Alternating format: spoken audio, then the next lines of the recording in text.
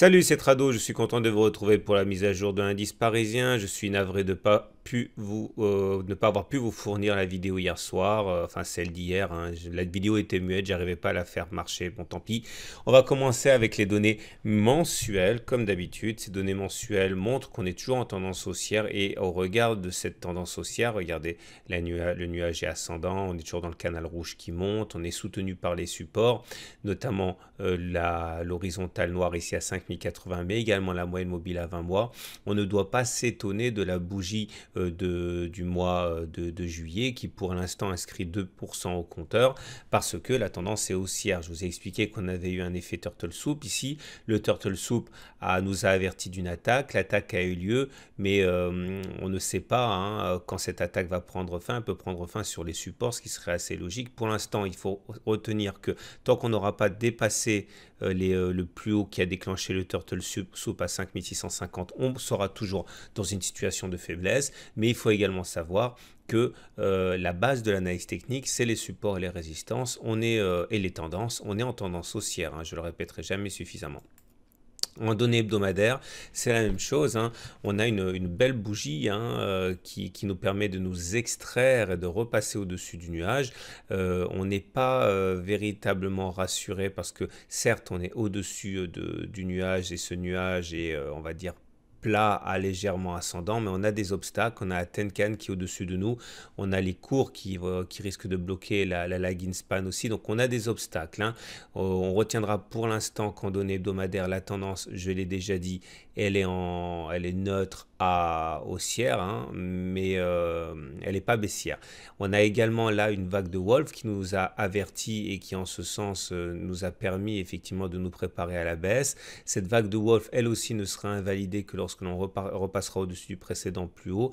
Pour l'instant et théoriquement, on peut toujours aller chercher le niveau du point 4 à 5050, voire même un contact avec la demi-droite ici en gris. On jugera sur pièce comme d'habitude, donc tendance haussière en données mensuelles, tendance neutre à haussière, légèrement haussière en données hebdomadaires. Et on passe aux données journalières. Au niveau des fondamentaux, il ne s'est vraiment pas passé grand-chose, bien au contraire. On a simplement eu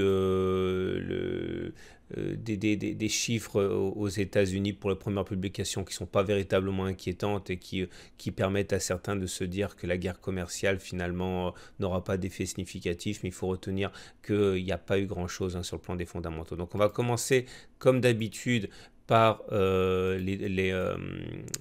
l'analyse chartiste. L'analyse chartiste montre une vaillance assez inattendue du CAC. Je vous avais expliqué qu'on avait une zone de support ici, elle a parfaitement fonctionné, mais on avait également une zone de résistance ici, en marron, ça je vous l'avais dit également, pour la même logique. La zone orange était une résistance, elle a été cassée, elle a changé de polarité et est devenue support, et la zone marron c'était l'inverse, c'était un support qui a été cassé, donc il devenait résistance. Et finalement la résistance n'a pas tenu par rapport aux élans haussiers. Alors il est tout à fait possible que l'absence de volume eh bien, discrédite un petit peu la hausse, mais en tout cas, on savait qu'on devait aller chercher 38,2% de Fibonacci depuis que les 50% de Fibonacci avaient été passés. Donc la même logique ici est la suivante. Maintenant qu'on a passé 38,2% de Fibonacci, eh bien théoriquement, on est censé aller pouvoir chercher les 23,6% de Fibonacci. Le problème, c'est qu'il n'y a pas de signal baissier, donc spéculer à la baisse maintenant me semble extrêmement périlleux, mais acheter maintenant est également périlleux. Je vous explique pourquoi. Parce que si l'objectif est d'aller chercher par exemple les 23,6% de Fibonacci, il faudrait mettre un stop quelque part en dessous de je sais même pas où, pour être sûr que le scénario aussi est mort, on va dire en dessous de la M20 peut-être. Vous voyez que le ratio gain-risque n'est pas bon, donc je suis pas du tout à l'aise non plus à l'achat. À titre personnel, je peux rien faire en swing trading par rapport à ça, je peux faire que du day trading avec la matrice que je vous propose en fin de vidéo, mais là je ne vois pas trop quoi faire. En tout cas, pour l'instant, la tendance est neutre au regard de la M20, puisque vous voyez on est au-dessus de la M20 qui descend, donc ça veut dire qu'on est en tendance neutre. Plus important pour moi, c'est de repérer la prochaine zone où ça risque de coincer. Et bien c'est justement c'est les 23,6% et le gap ici. Peut-être que ce que veulent les opérateurs, c'est aller reboucher le gap. Donc en gros, la prochaine résistance serait entre 5490 et 5512. Pour l'instant, hein, on ne peut qu'observer à mon avis. Autre élément important à prendre en considération, le fameux balai M7 M20. Là, on est parti pour faire un croisement haussier faible, c'est-à-dire un croisement qui n'a pas forcément beaucoup d'amplitude haussière à offrir, hein. Il y en a eu un là, hein, regardez. De croisement aussi faible, c'est-à-dire j'ai fait un e-book, hein, un module de formation sur les moyennes mobiles à utiliser. Vous voyez, c'est quand la M20 descend et que la M7 monte, c'est un signal qui peut être invalidé assez rapidement. En tout cas, voilà ce à quoi on risque d'assister, mais on risque aussi du coup de s'exposer dans la foulée à un croisement haussier, croisement baissier fort comme on a eu là. Vous voyez, les deux qui vont dans le même sens, qui descendent et qui se croisent. Donc pour l'instant, c'est surtout ça qui m'intéresse. On va mettre également à présent les indicateurs techniques. Voilà, les indicateurs techniques, bah, ils sont haussiers depuis 3 jours. Hein. Le MACD a croisé son signal à la hausse, c'était ici. Le momentum est passé au-dessus de 0, c'était là. Et le momentum et le RSI est passé au-dessus de 50. C'est bon, c'était il y a 3 jours tout cela. Alors j'ai été assez circonspect par rapport à ça parce que les supports, les zones de support et les zones de résistance, hein, c'est plus fort que tout, on va dire. Mais en tout cas ici, hein, ce n'était pas vrai. Les indicateurs techniques annonçaient quelque part, hein, que la résistance volerait en éclats.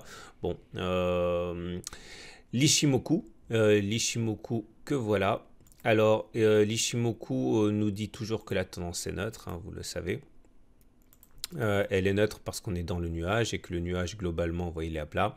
Alors je me méfie de ce qui va se passer maintenant. Je vous explique pourquoi. Tout d'abord parce que la lagging span va pas tarder à embrasser les cours et on sait que ça joue, joue un rôle de résistance.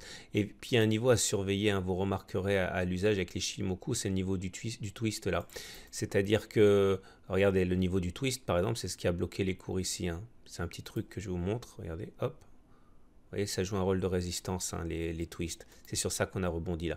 Et donc du coup, là, on risque d'avoir du mal aussi sur les 5460. 1, parce que c'est les cours qui risquent de bloquer la span. 2, parce que c'est le niveau du twist dont je vous dis, hein, je vous explique que c'est une zone qui est assez difficile à passer en général. Voilà, je pense que c'est bon, on a fait le tour.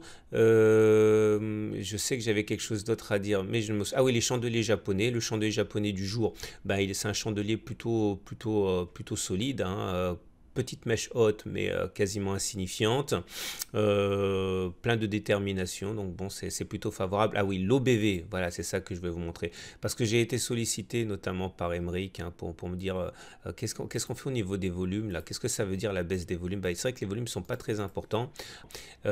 Voilà, l'OBV, ça met en relation les volumes avec ce que font les cours, et pour l'instant, bon, le plus important avec les OBV, hein, c'est de regarder les divergences, hein, et il n'y a pas de divergence pour l'instant. Vous voyez, les cours montent, l'OBV monte, donc pour l'instant je ne suis pas capable de vous dire que les volumes trahissent véritablement ce qui se passe sur les cours, hein. Ils sont pas importants les volumes, mais ils sont pas non plus anorexiques, quoi, hein. Donc voilà ce qu'on pouvait dire.